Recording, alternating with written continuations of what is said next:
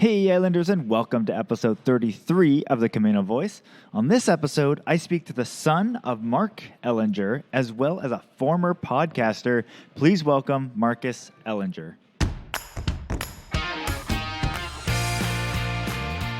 Hi, I'm Brandon Erickson, and you're listening to the Camano Voice podcast, where I interview folks around Camano Island and beyond.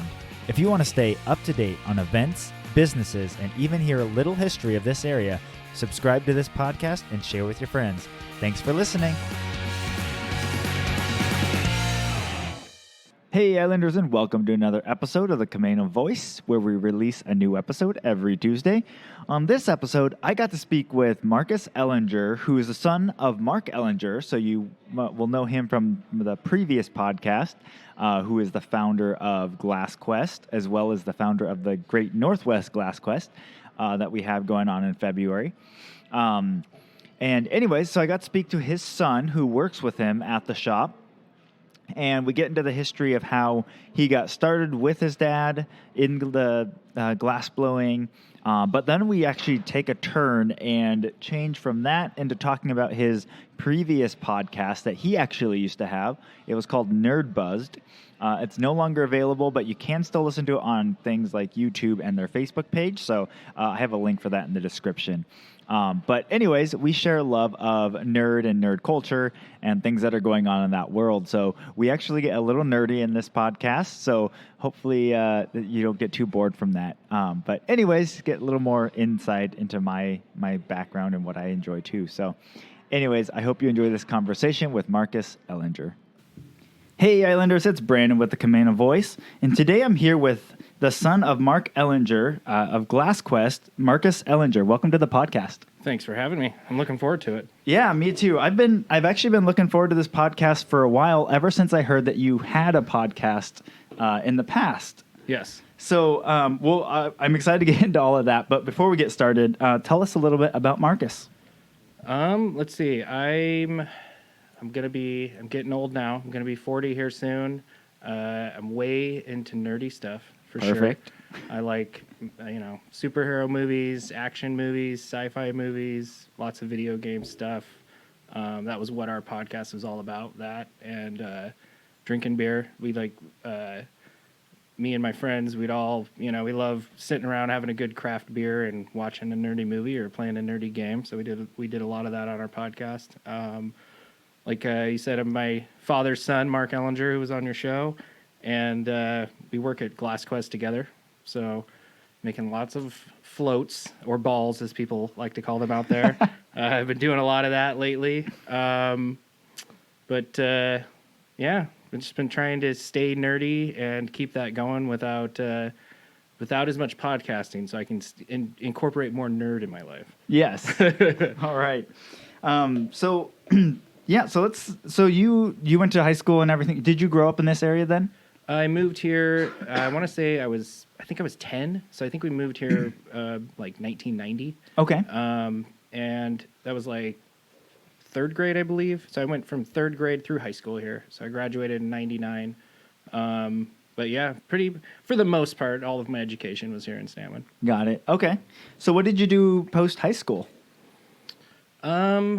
Let's see. I went to, like, right after high school. I originally kind of moved around a lot on the island, so that would be my island connection. I did live out here at my first 3 places I lived. I kind of got the boot pretty early after high school from my parents' pad, and so it was like the summer after high school, or that what would have been the next year, right? And I wasn't going to college right away, so I ended up moving in with a buddy of mine. We'd always talked about renting a house together, and I remember going down there, it was like, you know how we talked about that? It's time to do it. Got like 30 days to make this happen. So we ended up doing that, lived on a little place on Juniper Beach. Oh, very nice. And it's really cool down there. One of my favorite places down there for sure. We had a little place right on the water. So there's this little teeny bulkhead, like maybe a 15-foot yard that led literally right to the beach there. So in the evening there, when the tide goes out, it goes way out, so you can walk out in the sands forever. And just when the full moon was out, it was one of my favorite places for sure. That's awesome. And then after that, I think we moved to what's the little store past Elger Bay? Is that Tai?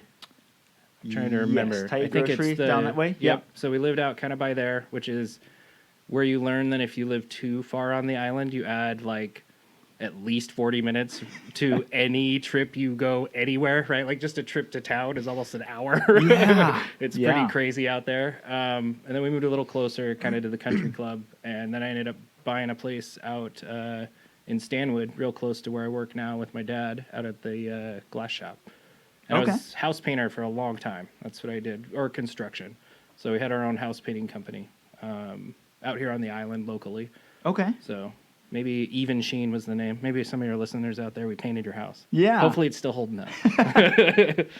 Very cool. So when did you start the painting company then? Painting company was probably, man, let's see. I've been blowing glass for like 13 years with my dad, and I bet, 6 years before that. So probably about 20 years ago maybe is when I started the house painting company. Okay. And it was just one of those things where it kept me and a buddy, a good friend of mine since high school, we've been working for other people for long enough. And we thought, I think we can do this. And we started working, and it got way bigger than we thought it would get, way faster than we thought it would get. It was pretty overwhelming. And we started starting to hire employees and just having to deal with multiple jobs. And I would kind of run the jobs and help out on the crew. And my buddy was really good at running the crews and keeping the job itself going while I was out dealing with customers and everything. And he got kind of burnt out and wanted to go back to school and pursue education. And I couldn't handle it all on my own. And at that time during the slow months is when I'd work with my dad and help him out in the shop. And eventually I was like, well, my buddy wants to go do his thing. I don't really want to keep pushing ahead this hard myself. What do you think if I start blowing glass with you? And he said, I don't know. We'll see how that goes. And that was like 13 years ago. So I think I'm still, testing and seeing if it'll work out. Yeah. Still the trial period. So I got to, make sure I play it safe still. But I think it's going to work out. So did you end up going to college yourself then? I did go to the Everett Community College. Oh, for, okay. I want to say almost a year. That was when I first lived in Juniper Beach. It was with my roommate there. I moved in. We both went there for like computer design, and I've always been into art and in all sorts of different forms, right? Like even there's an art to podcasting, even, right? Yeah. And I really struggled with doing it like under the restrictions of doing it in school, and I really struggled with that. I was never a fan of going to school. Like I really didn't go to a lot of high school. I managed to get really good grades, and like I remember I got to graduate with like the gold sash with the honors and whatever. I had a really high GPA, and all my friends were baffled because they knew how much school I skipped, right? But that was like, again, I'm getting older now, and it was before the like the Becca bill, or when they would really crack down on any of that on you. Yeah. So you could kind of get away with it. And again, the school didn't really care as long as you were passing too. So, but I remember like my last year of high school, I think I only had to go to high school till like lunch, and then because I already had enough credits from everything else, so I got, and then I just go around and goof off, and I got way into art that year especially. I really started after school doing a lot of different art stuff, and thought I'd try doing it at the college, and I ended up finding it to be kind of frustrating, and I really wanted to break away and kind of put my own flares on things. And I remember you kept getting like reprimanded for that, right? And I was like, I get it, and I want to do what you want me to do, but it's got to be fun for me, and I want to make it my own. And they kept yelling at me for it. So eventually, I kind of phased out of that. Got it. So was it mainly graphic design style stuff you were working on? Yeah, there was graphic design, but to get that course, you also had to take like different two-dimensional drawing classes or painting and that kind of thing, learning light perspectives and different stuff like that, which were fun. But again, it was such this, like you had to get it done this certain way, and if it didn't meet all the criterias and everything, which I always tried to do, but my against the grain personal flair, they weren't a huge fan of. Yeah, no, that's something. I mean, it's almost like oxymoronic, the art classes, in the sense of like if they're trying to probably not as rigid. They're not trying to be rigid, but they want to make sure you're hitting these certain things. So they're like, okay, make sure your drawing has X, Y, and Z. And if you throw in something else, they're like, well, you didn't quite do X, Y, and Z. And you're like, well, it's Yeah. art. Yeah, right. It's like that other element is me. It's Yeah. like that's what makes it art, and it makes it personal, and Yeah. which is what I love about art so much is that when art's done right and it's actually genuine art, it really is this personal connection to it, and I Yeah. love that so much in finding it. Like glass blowing is, I've never done any type of art that requires so much of a personal connection with the medium you're working with. Yeah. Because the glass is just constantly moving, and so you're constantly at the mercy of what it wants to do. So it's this. I always tell people when they come in for a class at the shop that kind of think of it almost like dancing, right? And it's like it's not a solo, it's not like break dancing all by yourself. It's like you got your whole team here, and it's you got to work together and let each other shine. And I really love that challenge of glass blowing. I've always liked that about art, but that's such an important element to me, that it's personal and that there's a connection between you and the piece that you're making. Yeah. So then, you mentioned during the slow times of your painting business, you would actually work with your dad on some of these. What was that like? What extent were you working with him during those slow seasons? In the beginning, it was a lot of just kind of getting parts for pieces so that he could then add, and he'd be the main guy at the bench, and I'd basically be the grunt kind of assistant guy, right? When I was a kid, we were all the grunts, and we all hated the shop because it meant sweep the floor and like sift through color and that kind of stuff. So I'd say it was a step above that, but not really that far. The nice thing about working with where it is just me and my dad, as opposed to like going to another glass shop and just kind of having to start from the ground level that way, is that for that type of experience, a lot of times it can take you years to really be making anything, right? Yeah. Like you don't get that freedom to just sit down at the bench and make stuff. The guy there needs you to make, a lot of times several hundred of one piece, and you get to do this part of it, and that's all you do, right? And you do that forever. When I got kind of thrown into it with my dad, I didn't really get that. It was like a blessing and a curse, kind of, where it was I didn't get that time to refine all that stuff. I had to do that along the way while I was constantly learning new stuff, because he always needed me to be ready to make the next thing. Yeah. And it was this super crash course, right? But I think I actually lucked out, and I was really fortunate that it happened that way, just because I got to be exposed to so many different ways to work with the glass. And the instant you start glass blowing or trying anything like that's that foreign and unique, there's a lot of learning because you do it the wrong way. Yeah. Right. It's a lot of learning what not to do, basically. Right. And it gave me an opportunity to learn a lot of what not to do and make a lot of mistakes to get to that positive point, where I think in the other route, you get kind of stuck in a rut for a long time. And this, I didn't have that option. So I head first dove into the deep end with him, and it's worked out really well. So I appreciate that I was kind of forced to learn all that stuff that quickly. Yeah, well, and something I find interesting about the glass blowing specifically is, art to me is so foreign because I'm a very mathematical science person, and so the art side, like I had a friend that was a good artist, drawing and stuff like that when I was growing up, and he would draw things. I'm like, I would draw a stick figure, and I'm like, that's about as creative as I can be. Like, I have no idea how you think to draw that way. But with glass blowing, it's not just the aspect of the art, which is fascinating. It's also that it's not like you get to sit there and think like, okay, I want to do this. Like, this is how I want it to work. Because like as soon as you pull it out, you're going, and it's not like you get to really think slowly. Like, okay, maybe I should do this. It's starting to cool, and like you're learning on the fly. And it is nonstop until you put it away in the oven. And once it's put away in the oven, it's done. Right? Yeah. Like I can't just set it down and decide to come back tomorrow and work on it some more. It has to be done in that day at least, right? Yeah. I guess it depends on how long I want to work, but you get basically that much time to do it, and then you have to put it away finished. And that is also different about it. A lot of the other types of art I've done, you can always put it away and come back when you're like re-inspired to do it again. But that forced environment of having to get done what you want to do all in one process, I think it also forces you to make a lot of mistakes and learn from those, and which causes hopefully a lot of rapid progression, right? Hopefully Yeah. mistakes are fine as long as we learn from them, but right, you don't want to get stuck. Sometimes it's frustrating, you get stuck in that rut, and Right. you make a bunch of seconds. Like today was kind of an example for us today. We're making a bunch of goblets, and I think it took us, and we made a bunch of, I say a bunch because we probably made like 6 or 7, but only like 2 are really going to work for what we wanted, because they have to kind of be the same. That's always a struggle to make 2 of the exact same Yeah. thing, right?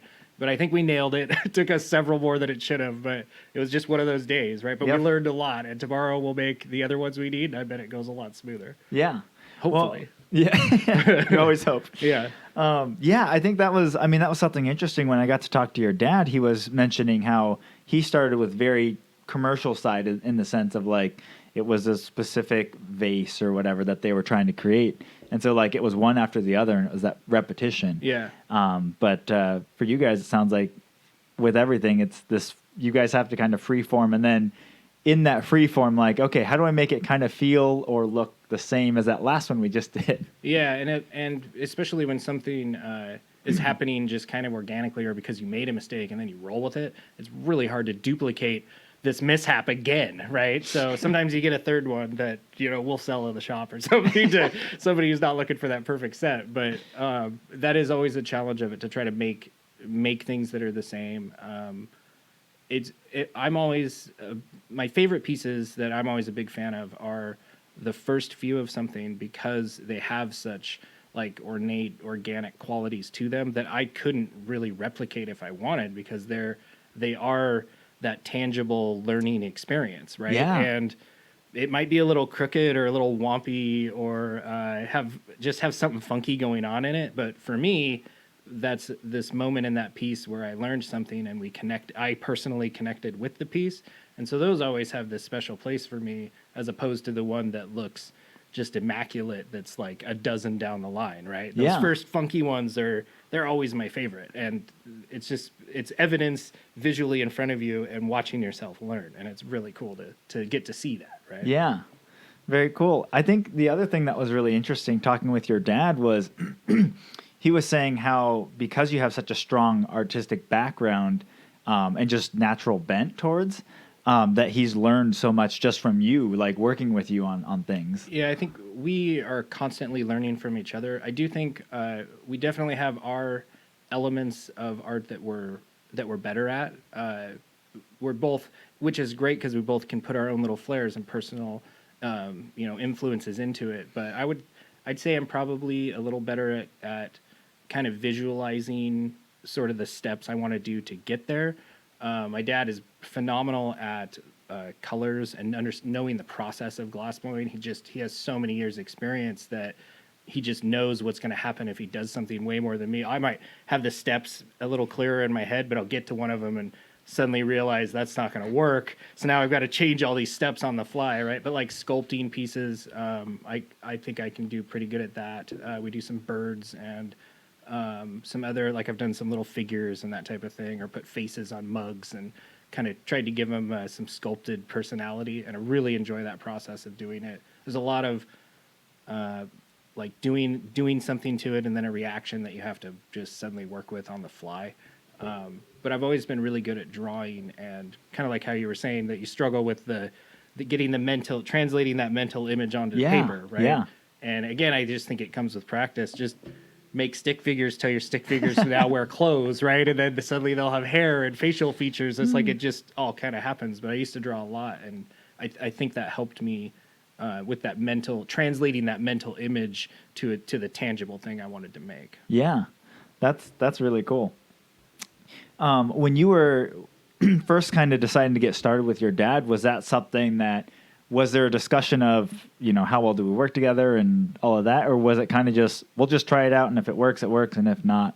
I think, yeah, it was a lot of that. A lot of just kind of, that is literally what he said to me was, well, we'll see how it goes. It was like, show up tomorrow again and we'll see how it goes. And we just kept working every day together, and it kept working out really well. We hang out a lot outside of work, and like my whole family in general we're really supportive of each other. We have really good just communication, and my immediate family is really awesome. Not that my extended family isn't, but we were this really close-knit immediate family, and like I would totally say my dad is my best friend. So we hang out a lot together. We communicate really well. Never take anything personally about each other. It's always just about, finding a way to get the piece done. And it's not about, there's not a lot of ego around any of it, which is really great, really supportive of each other.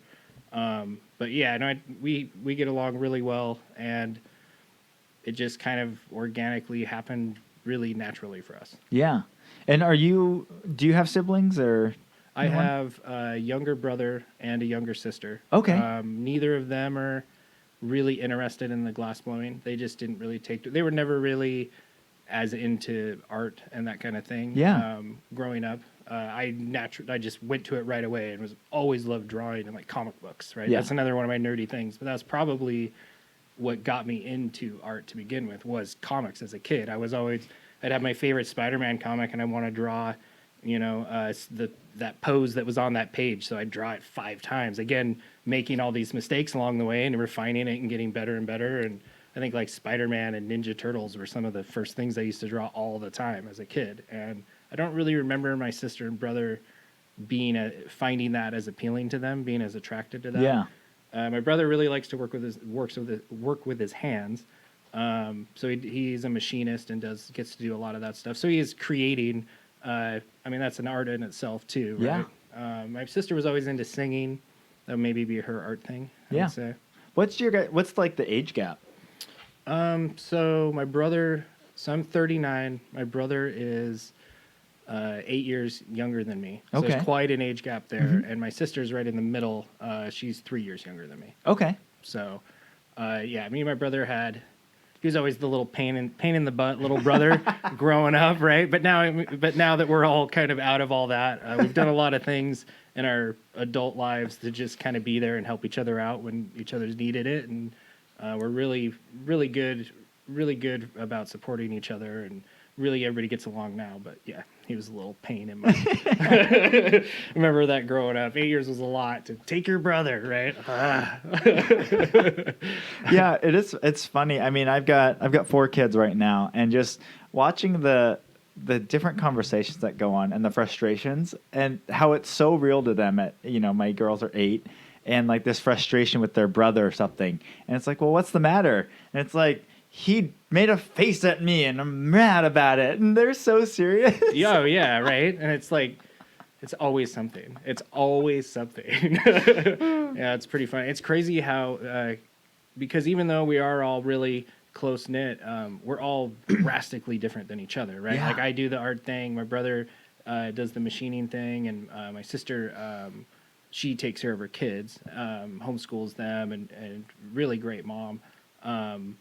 But we're all so different, even just like how we approach everything, just social situations in the world and whatever. But when we get together, it kind of doesn't really matter anymore. But it's pretty crazy that drastically different of people can kind of come from that same place, right? Yeah. But we're so totally different than each other. Yeah. No, my wife, their span is, I forget their span. It's over 20 years between oldest, youngest. So they have a huge span within their siblings. But yeah, there's just each sibling has such different viewpoints on different things. And there's definitely like a string that connects it all. Yeah. But it is interesting. Like, you had the same parents. So how, yeah, how does this happen? My sister is probably the most like easygoing and like maybe like best intentions, like really easygoing, really, really great person. My brother is kind of the opposite end where he's a little more, I like to say he's a little more abrasive to the world, right? Great guy, phenomenal person, but a little bit more abrasive. And I kind of fall a little bit in the middle there with all of them. And you see that a lot in their kids even. Like their kids have those personalities that are so different because of that. And I don't know, it's pretty cool to see them all together. Yeah. No, that's neat. All right. Well, tell me, I want to hear a little bit more about the podcast that you had going. So how long were you doing the podcast? I believe we did it for about 3 years. Oh, wow. Okay. So we got up there in I can't remember I started to just kind of stop numbering episodes after a while. I was like, the number doesn't matter. Like people shouldn't feel a need to watch or listen to these in order. Just pick up the one that sounds interesting to you and enjoy that, right? Yeah. And then the next one will autoplay. Hopefully you'll like that one too. But I think when I was numbering them, I got up to like maybe like 200 something. Wow, So we okay. did quite a few. We tried to do it like once a week is how we started. Okay. And it was quite the undertaking when I first started doing it. It started out with me and my brother-in-law. He was the co-host. It kind of worked out. We didn't know who the host was going to be, right? I always imagined myself kind of a little more behind the scenes. But then when it started happening, it was like, well, somebody's got to kind of take over the hosting thing and kind of run this thing. And I got nominated, so I kind of got stuck in the hot seat. But we were hanging out, drinking a beer, and just talking about nerdy stuff. And we were talking about how a couple of podcasts that we had enjoyed were quitting, right? Yeah. And we were kind of bummed about that. They were going to like break up and each do their own. And it was just different after that. They weren't the same as when these people were together. Right. And so we were talking about that and saying how like, well, we should try to do a podcast. I don't know what it would be about. Like, how do we even do this? And in that moment when we were drinking beer, I think we were talking about like Dragon Ball Z, right? That always seemed to come up on our show. And we were both big Dragon Ball Z fans growing up. And it had this epiphany. It was like, this should be the show. We should drink a beer and drink a different beer every episode. We'll talk about what we think of the beer because that was something we always did when we hung out. And we'll talk about nerdy stuff. And we'll just talk about something nerdy on every episode. And we started the ball rolling, and it just kept going and having guests. The very first episode was one of the most humbling experiences of my life as far as like just going in, assuming it was going to be this cakewalk. And we ended up sitting down with one laptop and assuming we could record everything. We had 2 mics. And at least at that time, it was almost impossible to hook up 2 like digital microphones to one laptop. Yeah. And I was like, it never occurred to me that would be an issue, right? So that very first episode, which is super rough, right? Obviously, but we actually had to call my mom, go over to my mom's house, borrow my mom's laptop so we could hook up both microphones at once, right? So here I am with my laptop, and then I had to go borrow something from my mom to make this first show work. It was pretty hilarious. But the ball kept rolling with it. Got to try a lot of really good beers. I got to learn almost too much about nerdy stuff that I just was casually enjoying, and then suddenly started to realize all the kind of the underworld of a lot of it that you don't really think to even to know about or expose yourself to when you're just kind of in the moments of enjoying it, right? And then it's like you start getting into some of the politics of it all, and some of that kind of started to burn me out by the end. But overall, it was a super fun, positive experience. I met a lot of really cool people, just kind of networking and meeting other podcast people. Really supportive community. Don't be afraid to ask anybody else out there that's podcasting. They will jump on board and help you out right away for sure. Yeah. No, I've definitely noticed that when I've talked to people. They're definitely very open in the community. And yeah, I mean, we're all kind of in that. I mean, especially people that are starting out, and it's like you're all. I mean, like I said, it's like a big pond, right? And there's a lot of us out there in there just trying to, get recognized in some little bit of way, or just hoping to entertain people, really. Yeah. And so there's a lot of other people out there that are putting a lot of positive energy to other podcasters. So the community of podcasting is really cool. Yeah. I enjoyed that part of it. Yeah.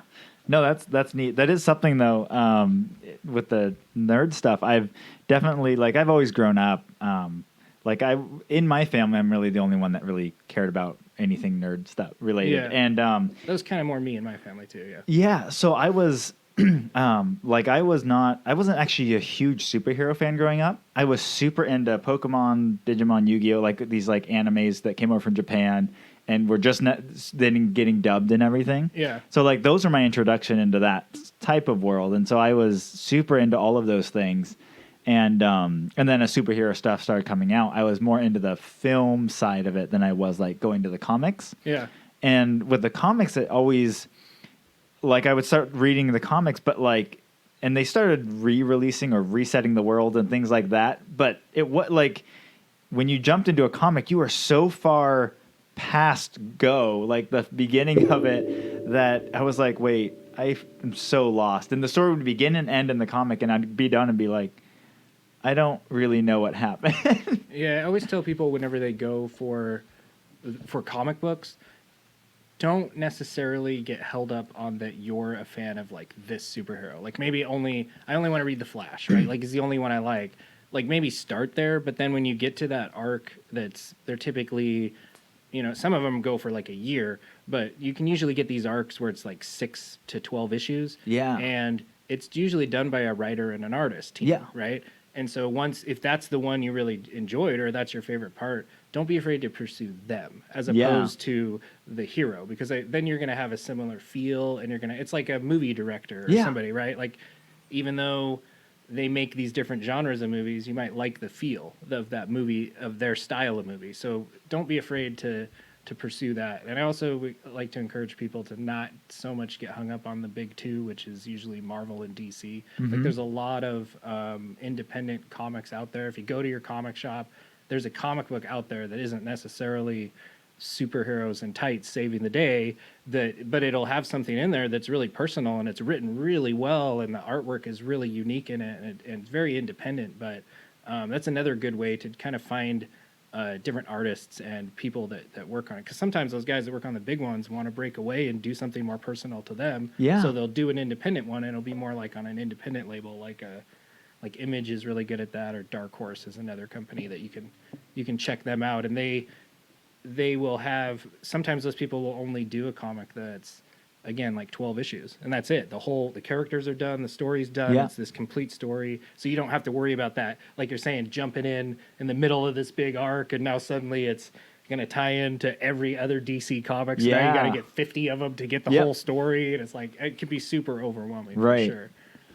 But yeah, the nerd world has really changed. That was something that even over the I would say the course of the past like 8 years, it has just dominated everything. Like, I remember growing up, it was not cool to be a nerd. No. Like, I remember getting made fun of, and like, I remember friends that quit hanging out with me in like middle school because I would still read comics or like play with Ninja Turtle toys or like something, right? It was like, that wasn't cool anymore. Yeah. Even though they were people I was like jealous of because they had more comics and like Ninja Turtle toys that I did like the summer before. We were just playing with them, but suddenly it was like, all these other things started taking over, and it just wasn't as cool. And I remember you would get picked on for that, right? Now it's like, you want to start a conversation, just bring up Iron Man. Yeah. Right? And so you talk to anybody, can have a conversation about Iron Man now, which is insane. When I was a kid, Iron Man was like he's like a B team, right? Yeah. He wasn't even like this major, like the Avengers. It's crazy to me that the Avengers are just this household name, this world-renowned thing. When I was a kid growing up, like, they were a big name in the superhero world, but they were, again, I mean, they're kind of like this B team. They had to bring them all together to sell their comics individually because they weren't really popular, right? It was like, that was a motivation. It's just crazy. Well, and even that, like, I feel like growing up, like, I didn't really know who the Avengers were. I knew Justice League more so just because the name was thrown out more. Yeah. But they've been around way longer, so I could see that getting more in grit, like with Super Friends and like these other old school shows that I remember growing up watching. Definitely DC is older, and I can see people getting exposed to that more. But yeah, a lot of the Marvel stuff, they've done phenomenal with what they've done. Yeah. Because they didn't have the big, right? They didn't have like the big two. They didn't have Spider-Man, and they didn't have X-Men. They weren't theirs to dabble in. They have it all now, basically. But at the time, that was a massive gamble, and it's phenomenal. I think, I mean, there's definitely like nerdy superhero fatigue going on out there. But that whole beginning arc from Endgame, which was their big culminating everything of the past 10 years, I don't know that as a super nerd you will ever get anything that will scratch that itch to that degree ever again, right? Like, some of them you like them, some of them you don't. I still look at it as like, just enjoy the ride, because it's not going to last forever, right? It'll be something else soon. I don't know. Yeah, well, and that was something, when I remember going back even to that, I mean, going to the Iron Man, and like, there's the end credit scene, and they're like, you're like, oh, there's going to be more, like, there's going to be stuff that connects to this. And, we were just, I was talking to someone about they watched Avengers because they like missed a bunch of stuff. So they're going back and they're rewatching. They're like, well, I don't know what Avengers was so exciting. Like, it wasn't that big a deal. The enemy wasn't that exciting. I was like, you don't understand. This is the first time in like cinematic history where all of these movies with big actors all of a sudden all came together into one movie. Oh yeah. And I was like, they could have been fighting anything, but the fact that all of them were together in one film that all connected from these past stories, like, was just so crazy. Many little if you go back and watch all the movies that led up to that, there are all these little things that matter along the way that like get brought up, and like people's personalities change by the end, and you get to watch that character grow and be totally different. Like there's some standout phenomenal movies in there that set new standards for what a superhero movie is now. Yeah. Right. That, I mean, again, not all of them are super great, you know, to each his own, but there are movies in there that I think outside of being a superhero movie, it's just a great film, and it's set a new standard and shown that it can be done, and it can be done well. It doesn't have to be this cliche kids movie. Right? Yeah. So yeah, no, and I think I mean, going back a little bit, just as a kid, like I was super into Pokemon and was into that. I mean, I still am. So I never grew up out of that, but it was something like for the longest time, like people were like, "Oh, it's so dumb," and like I can't believe you still like play that or think about that. And but that was kind of the general feel. Like when you went on internet, like you would hear like blogs like, "Oh, you know, this is dumb and it's fading," and all this different stuff. But every time they released a new game, it was the bestseller of the year. Oh, so it's like, so people are buying these things still, and now it's just more mainstream. People are like proud of that fact rather than like, oh, I'm a closet Pokemon lover or something. But and which is totally like, I'm sure that you had those same experiences too, where like maybe you're at the lunch table playing Pokemon card game or something, right? And there's those people that would ridicule you for it or whatever. No, exactly. They're like, I can't believe you brought those out. And like, but I like them. Yeah, totally, right? And that's more like my brother's era. He was into Pokemon and like Power Rangers. That was another thing that came out right about that time. And I always thought it was like, it was okay. And it wasn't my first introduction into like an anime. Dragon Ball Z for sure. I latched onto, and it's like the world's biggest soap opera, right? It's this drama fest, but it's got some pretty crazy over-the-top action stuff in it, lots of screaming and yelling. It's pretty great, right? It's always about get stronger and whoever can blow up the next biggest thing. Yeah. But that was the one that really got me into any kind of anime thing. But for me, at first, before a series, was always like anime movies. Yeah. And they were always... there used to be these places called video rental stores where you could go rent a movie. You couldn't stream it, right? This was before the internet, so you couldn't look up things on the internet. But there'd always be somewhere in that movie store, there'd be this little shelf somewhere that would be these like Japanese, like imported anime movies. And if you could, there was always like at least a few at almost every store. And I remember like Vampire Hunter D was one I was a big fan of. One was called Ninja Scroll that I was a big fan of.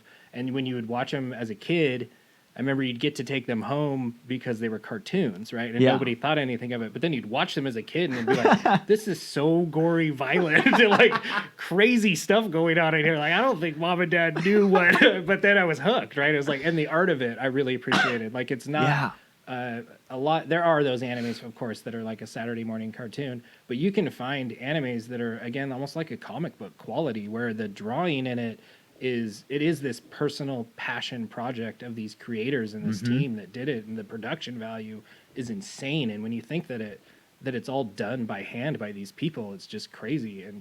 And a lot of those, I think, are the older one. Digital stuff has really kind of taken over and kind of changed a lot of that. Right. And again, it's everywhere now, right? The internet has just changed everything. But you're making me sound super old.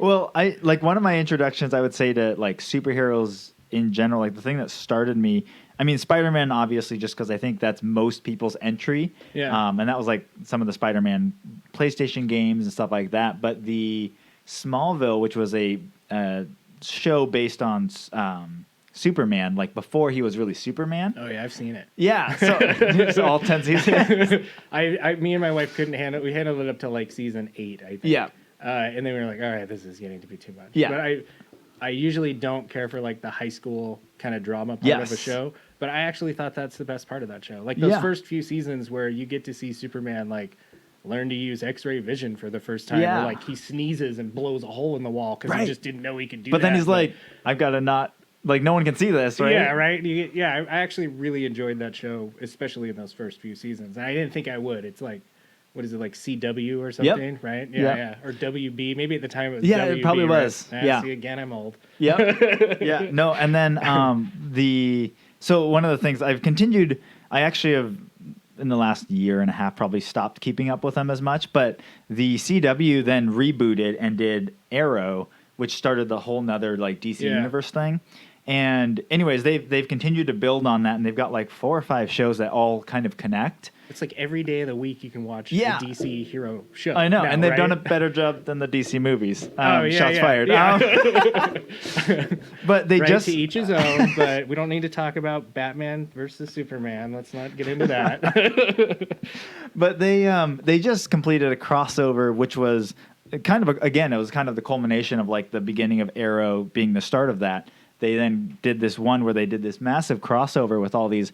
But what was fascinating is they had Ezra Miller Flash show up in that crossover as the Flash, and he met the other Flash of the CW show. Yeah. So they connected the movie and the TV universe, and then they also went all the way back and grabbed Tom Welling from Smallville and did a short cameo of him as Superman post Smallville. Yeah. And so it was just like one of those, again, it was like, whoa, like in TV history, you probably have never had something that's gone that far back grabbing stuff from so many different shows, and they've actually grabbed from other like DC properties that were their own TV shows but not really connected to the universe. Yeah. But they've just continued to grab all these things in, and it was just, again, it was like, whoa, I can't believe they actually had all of this happen, and I get to see it right now. Yeah, well, and that's like that super fan service that's just, they know who's watching their shows, Yeah. or at least they know who maybe jumped on board because they were a fan of all this other stuff. Yeah. And so they know that if you pepper that in there, all these hardcore fans are going to get this thrill out of it, right? Yeah. Like I love that kind of thing in there for sure. Yeah. Definitely. No, I really. I haven't enjoy watched it yet. That's like the Crisis crossover. Yeah. I haven't dived in yet. I'm waiting until. Oh, sorry, that's they're all on spoiler. Hulu. Yeah, don't tell me. Don't ruin it for me. But I'm waiting so I can watch them all back to back. Okay, yeah. Yeah. No, I really enjoyed those. So I just think, as far as nerd goes, like, this is the best time to be alive. There's so much. And it's so supported. It's so weird, right? You can't avoid it. It's crazy that it's like almost to the point where if you don't know if you don't know who Iron Man is, you're the nerd. Yeah. Right? It's like What's wrong with you? yeah, right. You get mocked for not having seen all those movies and stuff. But yeah, I think my first one that I was a huge fan of was definitely like Michael Keaton Batman. That was my first live action where Jack Nicholson was the Joker. Yep. And still to this day, I can watch that movie over and over and over. It's one of my favorite superhero movies of all time. Yeah. No, I don't think I've actually seen that one. What? Still. You have to go watch. You have homework now. I like to Okay. give people homework if I guest on their podcast. So your homework is to watch that original Batman. It's phenomenal. Okay, It's I more will. of a Joker movie than a Batman movie, but it's phenomenal. Okay. It's really well done. Yeah. No, I will, because I remember the Tobey Maguire Spider-Mans were like the first ones where it was like they had actual CG that was Yeah. good. And so sorry, my phone keeps going off. But that was something that was like really, I was like, oh, that's so cool, like that they did that. And then they like the Christian Bale Batman series. Just Christopher Nolan's just a fantastic director and does such a good job on these things. So like when he did that was really neat. Yeah. We'll have to blow the dust off it somewhere because I'm sure it's got layers of dust. But that first Michael Keaton Batman, for me as a kid, was just like, wow, they nailed it, right? Like you'd seen other ones and they were always campy, but it's a Tim Burton movie and it's like him at his prime before he did all those crazy CGI stuff. Yeah. But it's like all like practical effects. It's not a bunch of CGI. It's a really dark, gritty movie, which is how Batman should be, right? Yeah. I actually heard, because Michael Keaton did a second one, and I read in this interview where they were going to do a third one, and it was a new director, and he came up to him and said, I just don't understand why Batman has to be so dark. Like, why does it have to be so dark all the time and everything's black? We're going to change it up. And Michael Keaton looked at him and said, I'm out. He was like, this is not going. And then you remember things like who was it? Val Kilmer and George Clooney. I Like the never saw infamous, that. like, I just nipple know. suit. Like they put him on the outside of his Batman suit. So unnecessary. See, that one's just referenced in memes and as insults. Is that a meme? That's got to be a meme somewhere. All those things. Yeah. Yeah. No, that one is just referenced in the nerd community. It's like, I can't believe they thought this would work. yeah. It's this. They're terrible. But yeah, then the Nolans kind of resurrected it again. Yes. Right? Yeah, for sure. Yeah, and now it needs resurrecting again. All right. Well, I like to end every podcast with some rapid fire questions. So the first one is, do you have a lesser known or favorite location on Camano Island that you like to hang out? I would, if I had a favorite location that I always look really fondly at, it would definitely be that Juniper Beach experience. Like, I don't know if they have like a public access down there. I would assume maybe they do, but if you can find a way to go to Juniper Beach on a really nice, like, clear evening, and when the tide's out, it's insane down there. The place where we lived at had half of the place had a flat roof. And so we Oh, used nice. to, at night, again, we'd have a beer and sit on the roof and just kind of look out at the bay there when the tide would go so far out, and it was cool. It'd leave all these little water pools, and the moon would light off them, and it was, I mean, I'm not like this super romantic guy, but it was super pretty. Yeah. No, some of those. I mean, we used to hang out at atGlass Beach, right behind where the little story of the bay used to be. So atGlass Bay, looking over that area, there's a non-public beach that we didn't realize that as a kid. But we just hang out there until like dark, and yeah, we just sit there and hang out and talk and. Yeah, I guess maybe in general I'd say the beach, which is safe because that's Yeah. all around you on an island, right? But I would say the beach. Even when I lived down at the country club area, we had beach rights down there, and you'd have to go down this trail and down all these stairs to get to the beach. But even the same thing, it was our favorite thing to do. Almost every day we'd go for a walk down that trail and go hang out on the beach for a while. Yeah. Yeah. No, that's neat. All right. Pretend you have a friend coming from out of town. What would their first day look like here? Okay, so if it's my friend, right, it's very specific to me. Yep. And maybe I'll try to full circle this back to the island. But I think we would probably mostly hang out at my house. I would have some good beer in the fridge, so we'd definitely drink some good beer. We would probably play a video game or watch a really nerdy movie. I would definitely barbecue, so we'd eat barbecue food. I'm very much a homebody. Like, I like to stay at home. Yeah. I don't mind going out and hanging out at somebody else's house, but a lot of going out and doing things, if it's too far, sounds like a long car ride to me. So I'd rather just, if we can hang out at somebody's house and, have a good beer and barbecue or something and do something nerdy, that's always my favorite.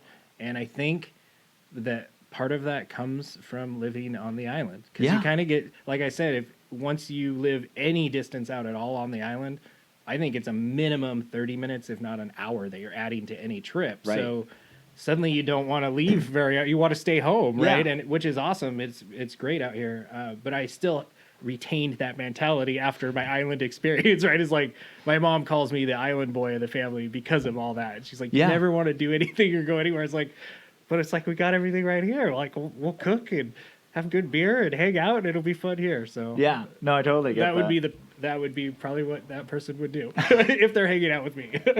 Very cool. I'll be over tomorrow. No. Yeah. All right. Who is an interesting or fascinating person in this community that I should interview next? So I thought about this one. I think, again, because, I do really enjoy craft beers and that social aspect of everything. I know maybe they're the only brewery on the island, the Ale Spike. Yeah. Maybe talk to Chris out there, see if you can get some of his input on what that experience and what that's been like for him. Because I know they had the bottle shop in town. Yeah. And I've yet to actually go out to the brewery. I think they kind of have limited hours out there. Right. And I've yet to, with my work schedule, and especially with all the floats or balls, whatever you want to call them, we've been making right now, I haven't really had time to get out there. But I really want to get out there and check it out. And I'm really curious to hear just what that transition's been like for him. Yeah, no, and that's actually, my brother-in-law has gone down there a few times, but I still haven't made it out there because I never know when they're open. Yeah, I could look it up online. We have the internet now. I did look it up. They are. It's like Thursday through Saturday or something from like 3 to 8. That's probably totally wrong, but yeah, Google it. I did myself, and they are open out there. Yeah, no, so I definitely would like to go check them out. All right, and lastly, if you could have a billboard on Camano right as you're driving up on the island, what would that say? Man, so first off, again, because I enjoyed the kind of exclusivity of living on the island and all that, I'm I'm very much against putting a billboard at the Right. beginning of the island. That I'm not on board with that idea. Let's not do that. So maybe can we just put like shh, like it's a secret, like don't tell. Yeah, Maybe I like just that blank. one. If we just put it blank out there, and people will just wonder. Don't give away the secret. Yeah. No, for sure. It's definitely changed a lot. I mean, you got to see it change quite a bit since, 90s. Oh yeah, like when we were first out here, basically the only thing to do in Stanwood was go to like the little country store or whatever up by where Hagen is now. It was the only thing up there, and you could like get ice cream or go to Dairy Queen. They had a Dairy Queen, which isn't here anymore, right? Yeah. But the island, I think the island was basically like Elger, like little stores like Elger Bay or like the Tai. The plaza was just this little gas station, like little quick stop place, right? Yeah. It's all just blown up and just crazy around here. It's way busier and a lot more going on than it ever used to be. Stanwood and Camano, really. Right. It's still retained that kind of small town vibe though, which I really enjoy about it. I like how we're close enough to go to the more populated areas where you can get anything you need. Right. But we're also far enough outside of it that we're not super influenced by it all. Yeah. So it keeps this kind of innocence around here, which is really nice. And it encourages you to feel good about, having a good beer and barbecue with your friend at home. And we all support that around here, which is pretty cool. Very supportive community too, I've noticed. Yeah. Yeah. No, it's definitely a neat community. It's a special thing of how it works together. Yeah. So, yeah. very cool. Well, I do really appreciate you taking the time to speak with me today. I know you guys have been super busy with your work right now. Yeah, no, it was a lot of fun. I appreciate you having me come out and do it. And I encourage all of your podcast adventures. Thank you. Good luck. All right. Well, Islanders, I will talk to you on the next one. Well, a big thank you to Marcus Ellinger for joining me on the podcast today, and thank you for listening. If you haven't already, be sure to rate, review, and subscribe to our podcast on your favorite podcast platform. It really helps us get found by other Islanders like yourself.